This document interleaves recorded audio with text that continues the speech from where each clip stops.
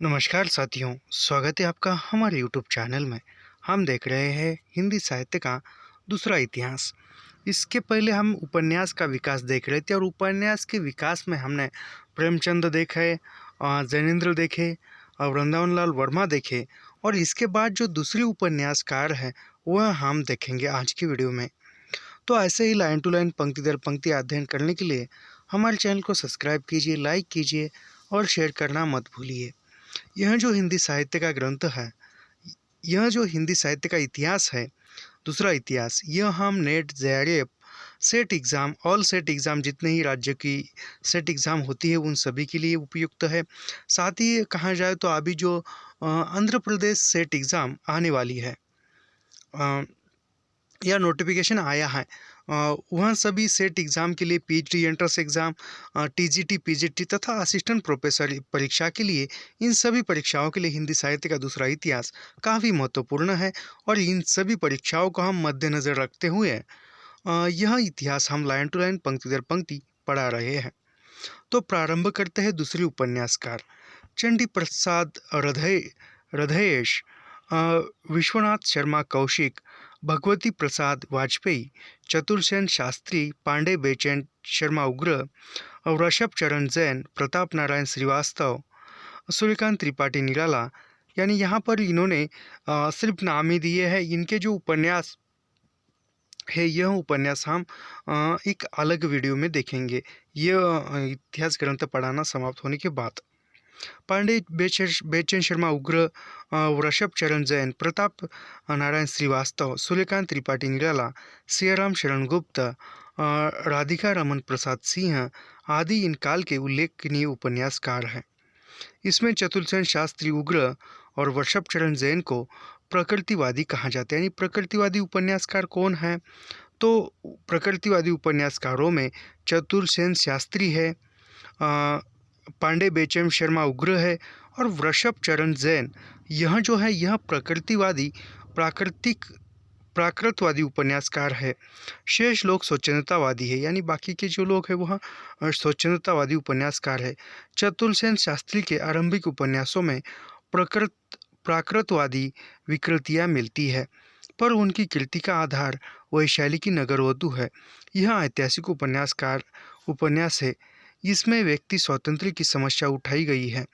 गणतंत्र के नियमानुसार अम्बपाली को नगरवधु बनने के लिए बाध्य होना पड़ता है। आर्थिक दृष्टि से उससे अधिक संपन्न कौन होगा? युवा सामंत उसके अनुग्रह की भीख मांगते रहते हैं। लेकिन इससे बड़ी समस्या है अपने जीवन में चुनने के अधिकार से वंचित होना। आज पूर्वी यूरोप की मुख्य समस्या यही है। अम्बपाली की विद्रोह अग्नि में वैशाली गणतंत्र जलकर राख हो गया। मौलिक अधिकारों से वंचित व्यक्ति को यह समाज उसे विद्रोही के रास्ते जाना ही होगा। उग्र यानी पांडे बेचैन शर्मा उग्र और ऋषभ चरण जैन जो है वह शराबी, फागुनी के दिन, 4 आदि में स्थान स्थान पर जुगुप्सत्व दिखाई देगा। यौन विकृतियों का नग्न और वासना उत्तेजक वर्णन मिलता है।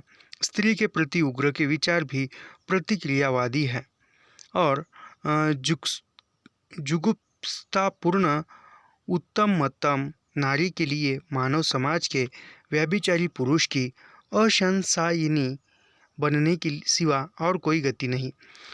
ऋषभ चरण जैन की स्थिति उग्र से भिन्न नहीं है। हिंदी उपन्यास की मुख्य धारा में ऐसे उपन्यास स्वीकृत नहीं हुए, यानी यह स्वीकृत नहीं हुए। अब यहाँ से जो दूसरी विधा है वह है कहानी विधा प्रारंभ होती है। इस युग में कहानियों को भी जीवन की नई समस्याओं से जोड़ने का प्रयास पहल प्रेमचंद ने किया। उसके उपन्यासों और कहानियों के विकास में एक समांतरता मिलती है। दोनों ही विधाओं में वे आदर्श से यथार्थ की ओर अग्रसर हुए हैं। इसे उनकी पहली कहानी पंच परमेश्वर 1916 से आखिरी कहानी कफन 1936 तक की विकास यात्रा में देखा जा सकता है। यानी यह भी बच्चन सिंह का कथन है कि कहानियों को भी जीवन जीवन की नई समस्याओं से जोड़ने का प्रभाव पहले प्रेमचंद में दिखाई देता है। उसके उपन्यास जिस प्रकार उपन्यास और कहानियों के विकास में एक समानता दिखाई देती है, यानी उपन्यासों में जन सामान्य का चित्रण किया है तो कहानियों में भी किया है। प्रेमचंद की पहली कहानी जो है वह 1916 में प्रकाशित हुई, पंच परमेश्वर है, और प्रेमचंद की आखिरी कहानी कफन जो 1936 में प्रकाशित हुई थी। 1916 से 1920 तक के समय को उनकी कहानियों का उन्मेष काल माना जा सकता है। यानी प्रेमचंद की कहानियों के विकास के लिए उन्मेष काल कौन सा है, तो 1916 से 1920 यानी 4 वर्ष का कालावधि। पंच परमेश्वर, नमक का दारोगा, बड़े घर की बेटी, रानी शारदा आदि इसी कालावधि में लिखी गई है। जैसा उनके उपन्यासों के प्रसंग में कहा गया है कि उन्होंने बहुत समय तक पुराने आदर्श को पुनः प्रतिष्ठित करने की चेष्टा की। पंच परमेश्वर में ग्राम पंचायत के अपने आदर्श को ही उभारा गया है। नमक का दारोगा में नौकरी की ईमानदारी और बड़े घर की बेटी में संयुक्त परिवार की मर्यादा प्रतिष्ठित की गई है। ये कहानियाँ आदर्शात्मक, इतिवृत्तात्मक और घटना बहुल है। यानी प्रेमचंद की कहानी में आदर्शेद मिलता है, इतिहास के वृत्त मिलते हैं और घटना बहुलता भी मिलती है। किंतु प्रेमचंद की कहानियों के विकास का दूसरा चरण 1920 के बाद आरंभ होता है। यानी प्रेमचंद के कहानियों के विकास का पहला क्रम जो है वह 1916 से लेकर 1920 के बीच में, और दूसरा जो चरण है वह दूसरा चरण 1920 के बाद प्रारंभ होता है। विकास की यह स्थिति सन 1930 तक मानी जा सकती है। यानी प्रेमचंद की कहानियों का दूसरा चरण जो है वह 1920 से लेकर 1930 के बीच में माना जाता है। किंतु प्रेमचंद की कहानियों के विकास का दूसरा चरण 1920 के बाद आरंभ होता है। विकास की यह स्थिति सन 1930 तक मानी जा सकती है। इस दशक में लिखी गई कहानियों को देखने से पता चलता है कि उनके रचनात्मक दृष्टिकोण में पर्याप्त परिवर्तन हुआ। अब आदर्श की नियमानुवर्तिता के चक्कर से उबकर वे यथार्थ का साक्षात्कार करते हुए प्रतीत होते हैं। वे स्थूल इतिवृत्तात्मकता को पीछे छोड़कर संवेदना को छूते हुए नजर आते हैं। चरित्रों के चित्रण में मनोवैज्ञानिक सूक्ष्मता का, यानी ये बच्चन सिंह का कथन है प्रेमचंद के बारे में, समावेश भी उनमें आ गया है। नाटकीयता तथा व्यंग के पैनेपन के कारण उनमें जीवंतमयता और प्रभावान्विति की घटना आ गई है। माता का हृदय, मैंको, शंखनाद, बूढ़ी काकी, आत्माराम, गरीबी की हाय, दुर्गा का मंदिर, व्रजपात, सेवा मार्ग, आभूषण, शतरंज की खिलाड़ी आदि कहानियाँ इसी समय लिखी गई, यानी 1920 से 1930 के बीच में। उनकी कहानियों के विकास के तीसरे चरण में 1930 से 1936, यानी 1930 में 1936 के बीच में प्रेमचंद के कहानियों का तीसरा चरण प्रारंभ होता है। इसमें नशा, मिस पद्मा, पूस की रात, कफन आदि कहानियाँ आती है। यानी नशा, यह कहानी तो बहुत बढ़िया है। एक अमीर मित्र रहता है और एक गरीब मित्र रहता है, उन दोनों पढ़ाई के लिए जाते हैं। इसमें हम बाद में देखेंगे, इसका अलग वीडियो में विस्तार। इन कहानियों में वे सामान्यतः यथार्थवादी हो गए हैं, संवेदना की पकड़ और गहरी हो गई है, मनोवैज्ञानिकता सूक्ष्मतर हो उठी है। इस कालावधि के आखिर में आदर्श से उनका पूर्ण मोहभंग हो चुका था। पूस की रात में किसान जीवन से चिपके रहने का स्वप्न टूट जाता है। कहानी का नायक गोदान के गोबर की भांति मजदूरी की ओर बढ़ता है। कफन तो अत्याधुनिक कहानी है। इसमें तो सभी पुराने संस्कार, धार्मिक रूढ़ियाँ, संवेदना का बना बनाया ढांचा टूटकर चकनाचूर हो जाता है। जिस मूल्यहीनता, अलगाव और आधुनिकता की आज चर्चा की जाती है, क्या वह कफन में नहीं है? गैसेट ने कला की जिस अमानवीयता, डिह्यूमनाइजेशन का उल्लेख किया है, वह यहाँ पर भी है।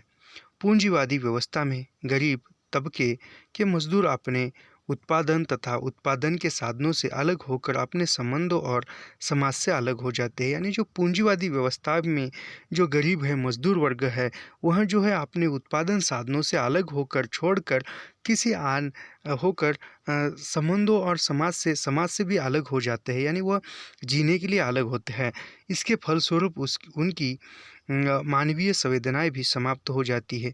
घीसू और माधव ऐसे ही संवेदना शून्य पात्र है। जो लोग कफन में अस्वाभाविकता देखते हैं वे यथार्थ का अर्थ नहीं समझ पाते। कफन में अलगाव की स्थिति अनजाने और ऐतिहासिक मांग के फलस्वरूप आई है। मानसरोवर के 8 भाग में उनकी कहानियाँ संग्रहित, यानी प्रेमचंद की कहानियाँ कौन से नाम से संकलित है?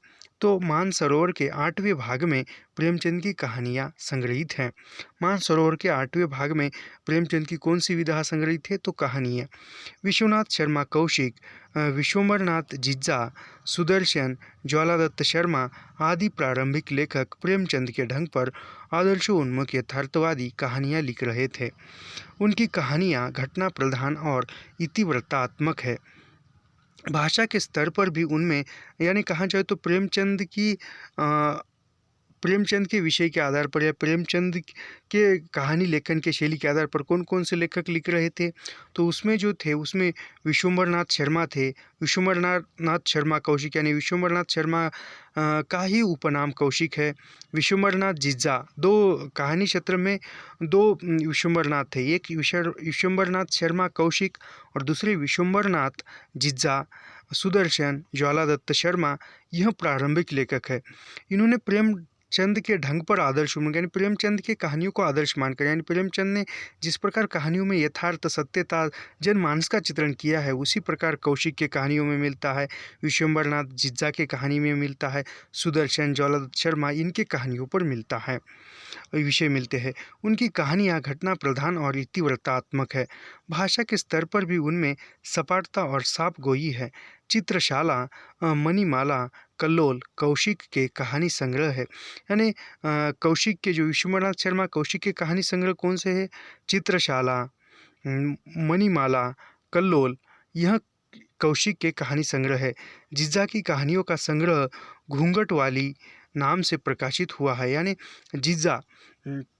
जिज्जा की कहानी, यानी विश्वम्भरनाथ जिज्जा की कहानी संग्रह जो है उसका नाम है घूंघट वाली नाम से प्रकाशित हुआ है। सुदर्शन सुधा, तीर्थयात्रा, पुष्पलता, गल्प मंजरी, सुप्रभात आदि पुस्तकों में सुदर्शन की कहानियाँ संग्रहित है। जिस समय प्रेमचंद आदर्शोन्मुखी कहानियाँ लिख रहे थे उसी समय बहुत से कहानीकार स्वतंत्रतावादी या रोमांटिक कहानियों का सृजन कर रहे थे। यानी यह प्रसाद का नहीं, बच्चन सिंह का कथन है प्रेमचंद के बारे में। जिस समय प्रेमचंद आदर्श उन्मुख की कहानियाँ लिख रहे थे उसी समय बहुत से कहानीकार स्वच्छंदवादी और रोमांटिक कहानियों का सृजन कर रहे थे। अभी उसमें क्या, प्रसाद, जैनेन्द्र, उग्र, निराला, सियाराम शरण गुप्त, हृदयेश तो मुख्य रोमांटिक कहानीकार है। यानी रोमांटिक कहानीकार कौन है? जयशंकर प्रसाद है, जैनेन्द्र है, उग्र है। उग्र यानी यह अभी हमने पढ़े,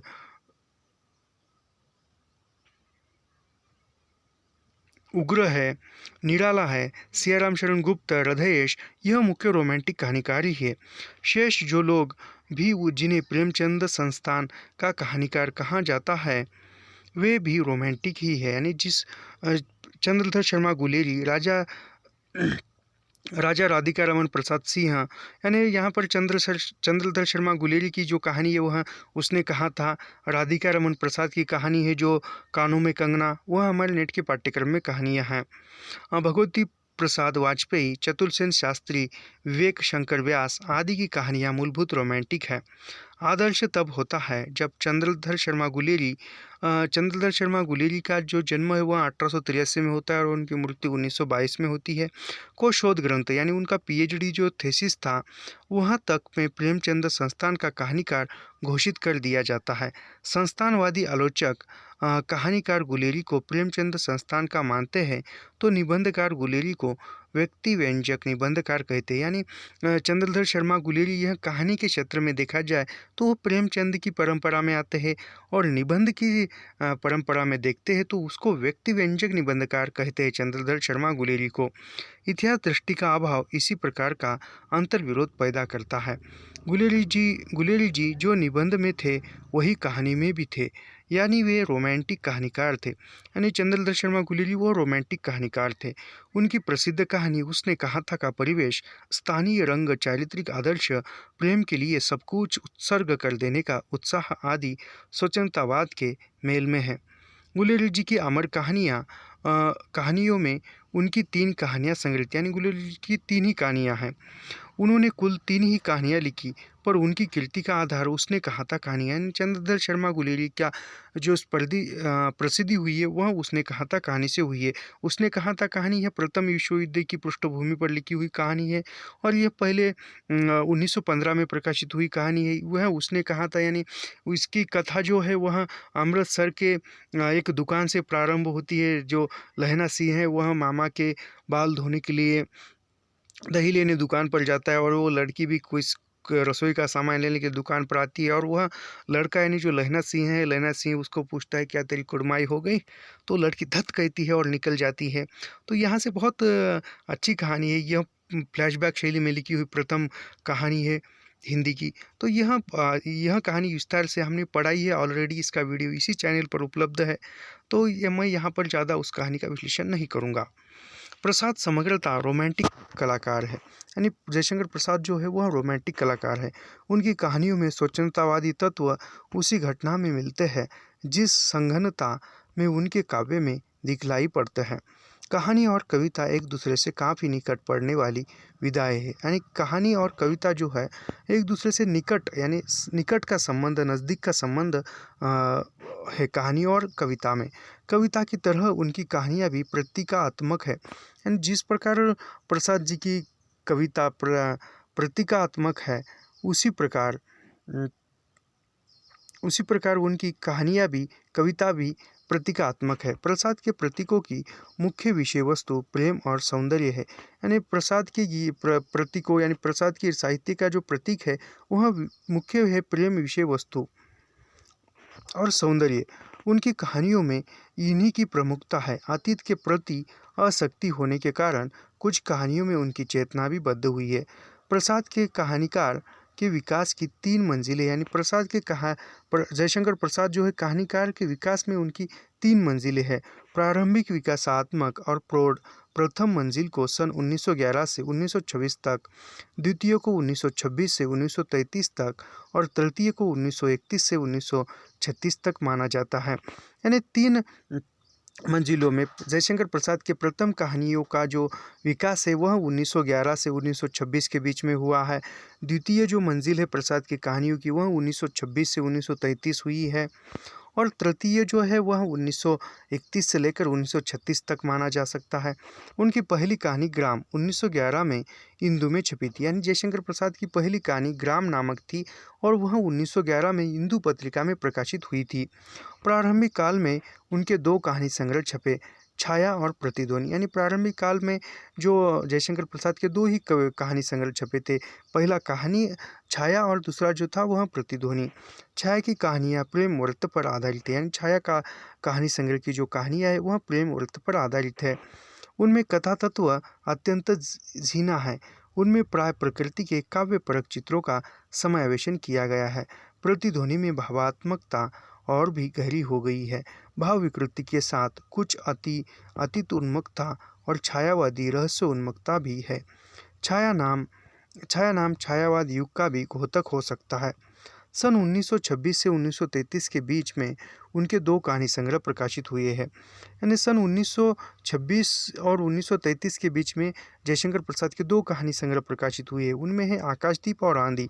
उनकी एक आकाशदीप कहानी भी है जो हमारे नेट के पाठ्यक्रम में है, जो बुद्धगुप्त और चंपा इनके बीच ये नायक जो है आकाशदीप कहानी का बुद्धगुप्त है, और नायिका जो है चंपा है।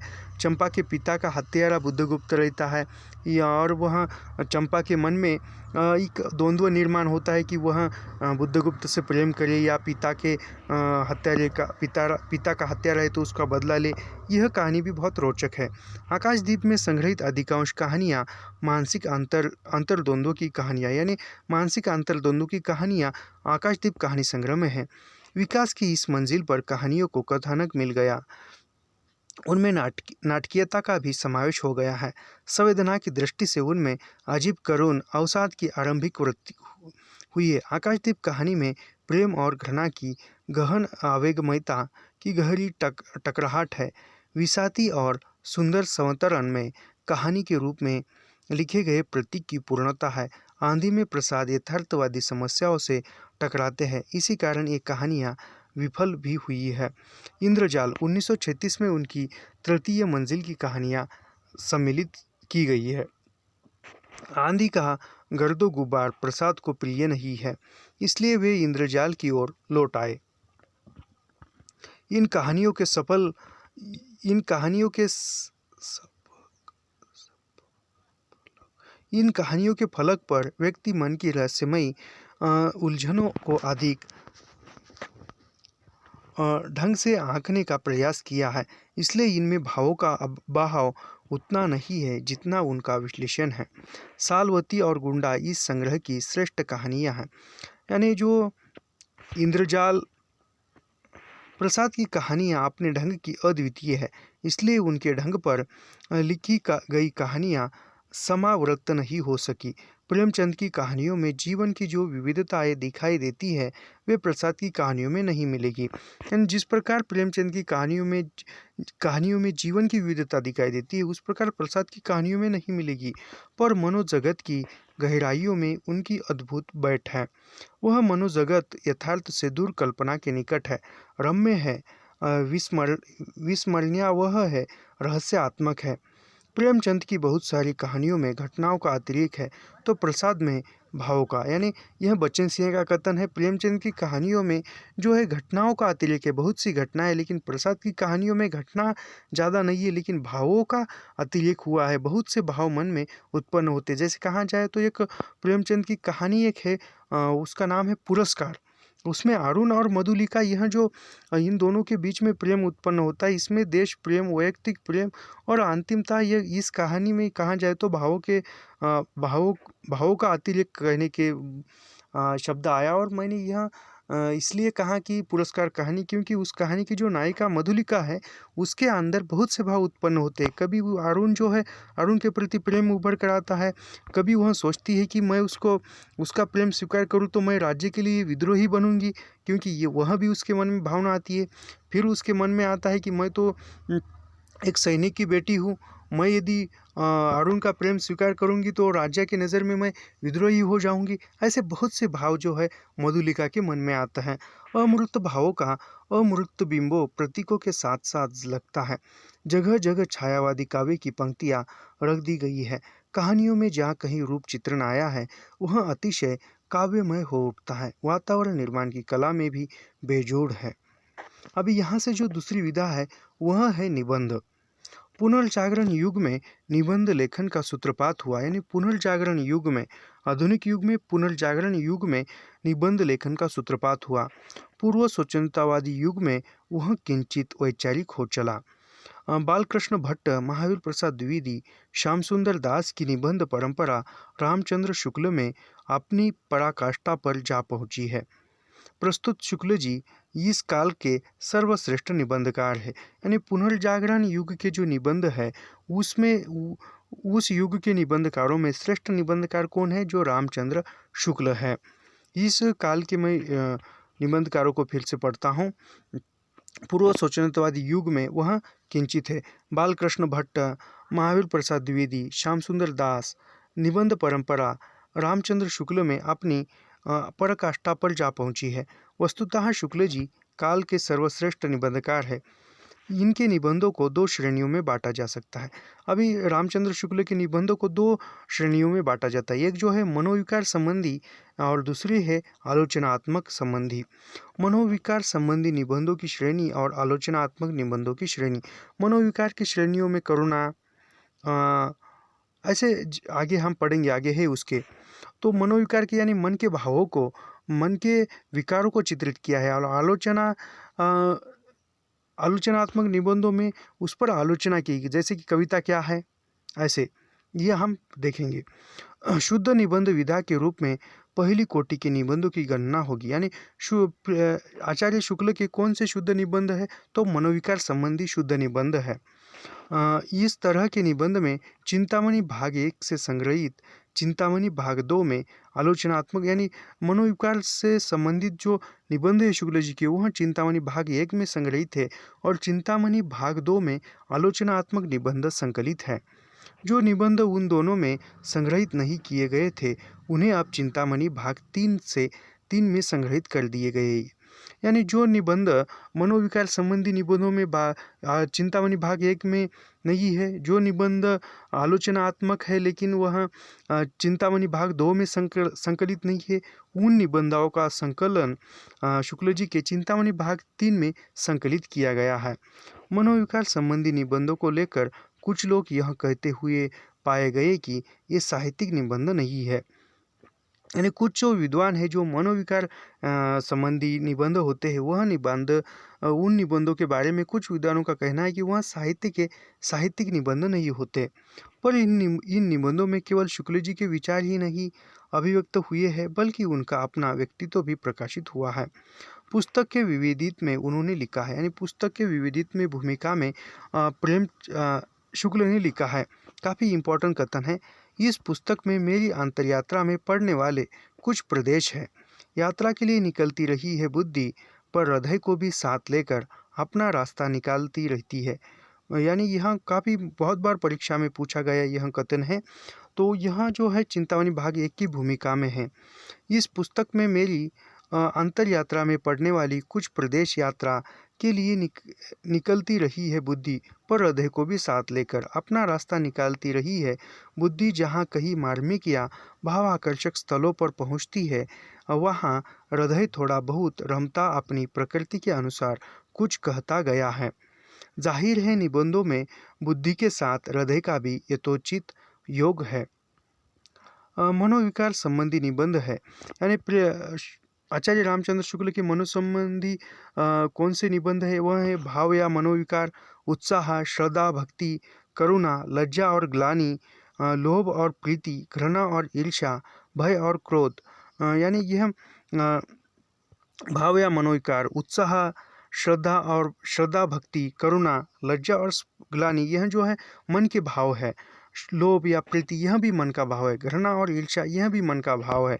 भय और क्रोध, यह भी मन के भाव है। तो वह एक मनोविकार संबंधी निबंध में है।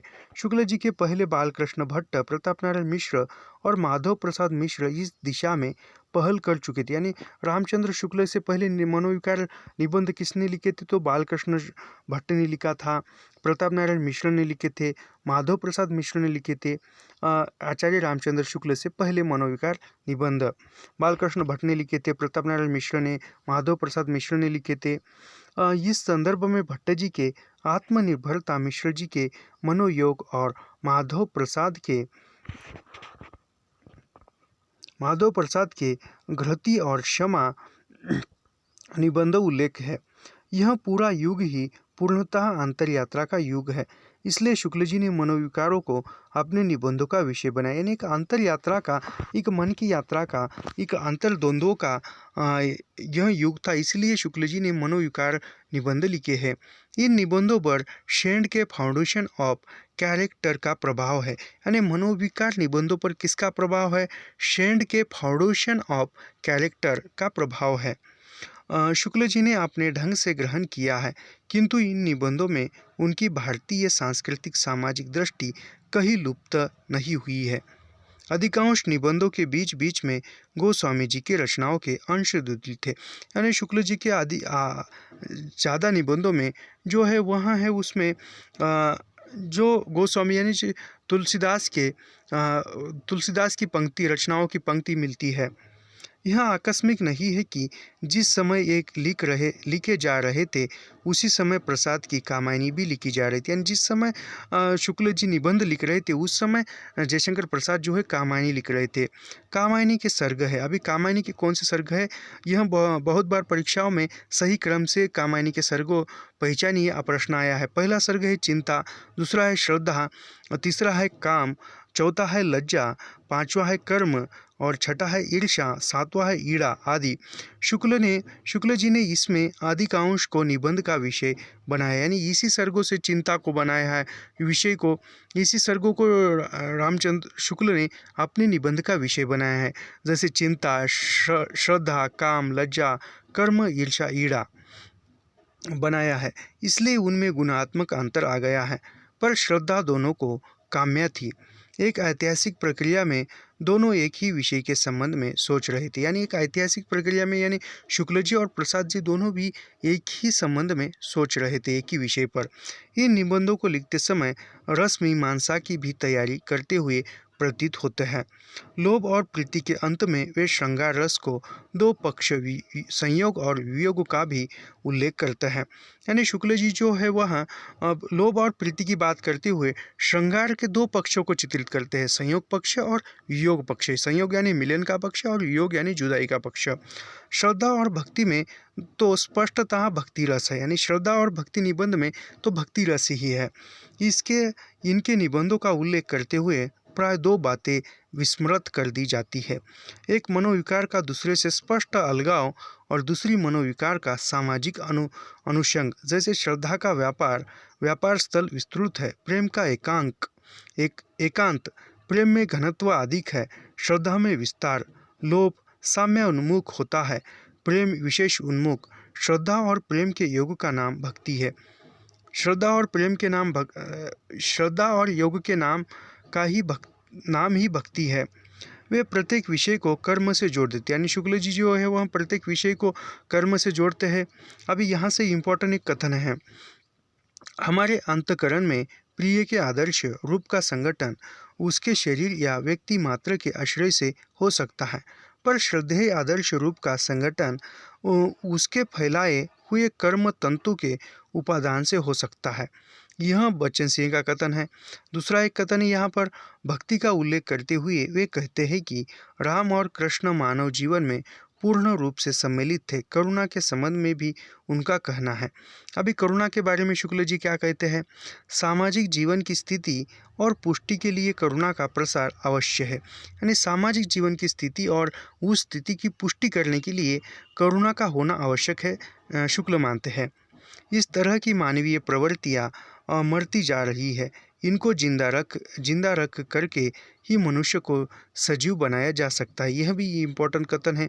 ये यहाँ से पूछा जा सकता है, सामाजिक जीवन की स्थिति और पुष्टि के लिए करुणा का प्रसार आवश्यक है।